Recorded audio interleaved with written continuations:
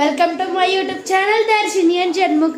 ఈరోజు సండే కదా, అందుకే మేము ఈరోజు స్పెషల్గా ఫిష్ ఫ్రై ఇంకా ఫిష్ కర్రీ ఇంకా కీమా చేసుకోబోతున్నాం. ఫ్రైకి మనం మ్యారినేట్ చేసుకోవాలి.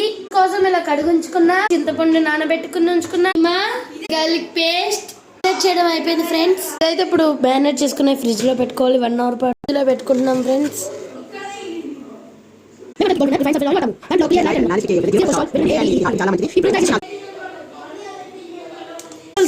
మనం ముందు మ్యారినేట్ చేసుకుని పెట్టుకున్న ముక్కల్ని మనం దీంట్లో వేసుకోవాలి.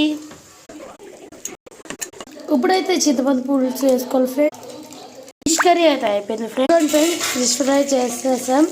చూసారా ఎంత బాగా క్రిస్పీగా వస్తుందో ఫ్రెండ్స్, ఎంత క్రిస్పీగా అయిందో. Fish fry completed. ఎలా ఉందో కామెంట్ చేయండి. ఈ వీడియో మీకు నచ్చినట్లయితే లైక్ చేయండి.